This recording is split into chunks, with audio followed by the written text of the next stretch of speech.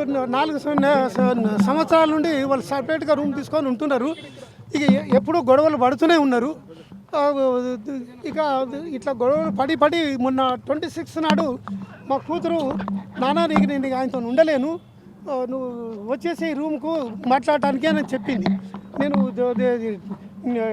యూనివర్స్కి నేను వెళ్ళిపోతా డ్యూటీకి, నువ్వు వచ్చి పూర్ణచంద్రతో మాట్లాడు అని అంటే నేను సింగిల్గా మాట్లాడినమ్మా, నువ్వు ఉండు, మీ ఇద్దరితో కలిసి నేను మాట్లాడతా అని చెప్పి ఇంటికి వచ్చేసి కూతురుతో ముందు మాట్లాడితే నాన్న ఇక నేను ఉండను, కరెక్ట్గా నిర్ణయం చేసేసుకున్నా, మళ్ళీ నువ్వు ఆయనతో మాట్లాడేటప్పుడు మళ్ళీ నువ్వు అడ్జస్ట్ చేయడానికి నువ్వు ప్రయత్నం చేయొద్దు నాన్న అని అన్నది.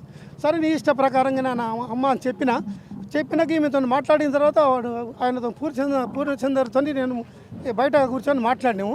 ఆ టైంలో మా కూతురు కూడా వచ్చి కూర్చున్నది. నేను అతన్ని ఫస్ట్ టైం చూసిన.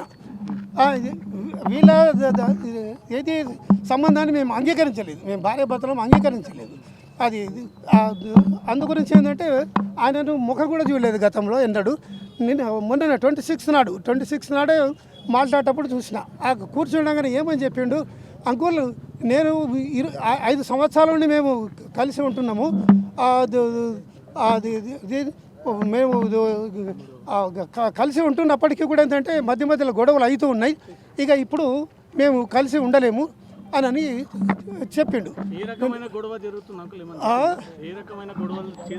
ఇక వాళ్ళు ఏం గొడవలు చేసుకుంటున్నారో మనకు అర్థం కావు, చెప్పరు మనకు. గొడవలు మాత్రం జరుగుతున్నాయి.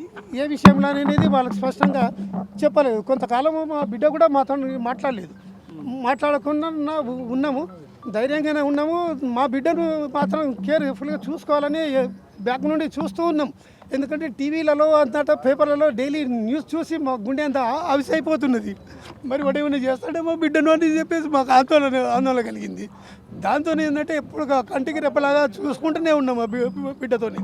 అయితే బిడ్డని ఏంటంటే మరి మేము వాళ్ళ వాళ్ళ అమ్మనాన్నతో వాళ్ళు మాట్లాడతామంటే లేదు నాన్న నేనే మెయింటైన్ చేసుకుంటా, మీరు మాట్లాడుతారంటే నేను ఆత్మహత్య చేసుకుంటానన్నది.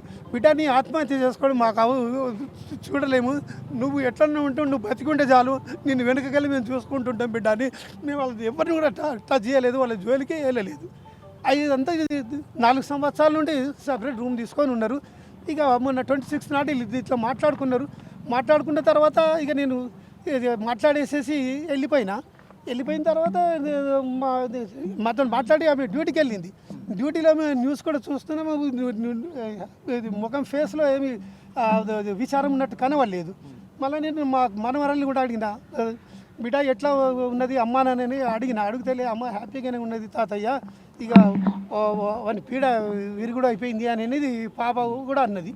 ఇక మళ్ళీ నిన్న మార్నింగ్ పాపను స్కూల్కి పంపించిన తర్వాత ఈమె డ్యూటీకి పోతున్నదని అనుకున్నాను. నేను ఇంట్లో ఉంటుందని నేను ఎక్స్పెక్ట్ చేయలేదు.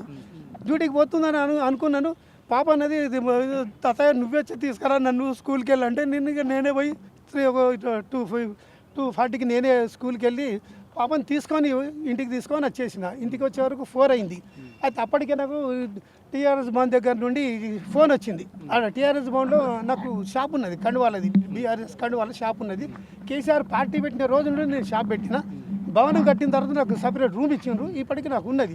అయితే అక్కడికి వెళ్ళి ఫోన్ రాగానే నేను పాపకు బేటా నేను ఆ కండువాలు ఇచ్చేసి వస్తాను, నువ్వు ఇంట్లో ఉండని చెప్పేసి రామ్నగర్లో ఇంటికాడ దింపేసి నేను వెళ్ళిపోయినా.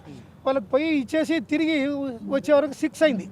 6 కాగానే తాతయ్య నాకు స్టేషనరీ కావాలా, వాళ్ళ క్లాస్మేట్ది క్లోజ్ ఫ్రెండ్ది 29th నాడు బర్త్డే ఉన్నది, తాతయ్య నాకు బర్త్డే గిఫ్ట్లు కొనియాలంటే ఆమెను తీసుకొని తార్నాక అక్కడ పెద్ద బుక్ షాప్ ఉంటుంది తార్నాకలో బ్రిడ్జ్ దాటగానే అక్కడికి వెళ్ళి అవి కావాల్సిన మెటీరియల్ కొనిచ్చుకొని షాపు నుండి డైరెక్ట్గా ఇంటికి వచ్చేసినాం.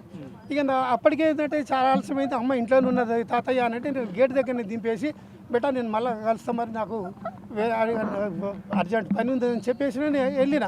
కరెక్ట్గా నేను 8 o'clock దింపిన. అక్కడ నేను కొద్దిగా దూరం పోగానే ఒక 15 నిమిషాలకు నాకు మళ్ళీ పాప అయిపోయింది. నాకు మళ్ళీ పాప నాకు మళ్ళీ ఫోన్ చేసింది. తాతయ్య అమ్మ డోర్ తీస్తలేదు అని చెప్పింది. చెప్పగానే ఏంటంటే నువ్వు వెనుకకు రా తాతయ్య అనగానే వెనుకకు వచ్చినా నేను వచ్చాక 8:30 అయింది. అప్పటికే అంటే ఇక నేను వచ్చే వరకే కింద ఉండే వాచ్మెన్ వాళ్ళు పైకి వచ్చిండ్రు. పైకి వచ్చిన తర్వాత వాళ్ళు దొబ్బితే ట్రై చేయలేదు. కాకుండా ఉంటే ఇద్దరు యువకులు ఉంటే అట్లనే రెంట్కుంటే వాళ్ళు పిలిస్తే వాళ్ళు వచ్చి డోర్ను బలంగా గుద్దితే లోపల బోల్ట్ ఇరిగిపోయి డోర్ తెరుచుకున్నది. డోర్ తెరుచుకుంటే వాళ్ళు బయటకు వెళ్ళి అవి లోపల డోర్ పెట్టుకోలేదు. బయటకు చూడగానే శవం వేలాడుతున్నది అని వాళ్ళు భయానికి బయట ఉన్నారు. అప్పటికే నేను 8:30కి నేను కరెక్ట్గా వచ్చినా, నేను పోగానే చూసేవారు శవం వేలాడుతున్నది. అసలు ఊహ కూడా ఊహించలేదు అట్లా చేసుకుంటుందని, ఆలోచించలేదు. అట్లా గిట్లా కొద్దిగా అనుమానం వచ్చినా కానీ జాగ్రత్తలు తీసుకొని కాపాడుకునేవాడిని బిడ్డను. ఇది జరిగింది సార్.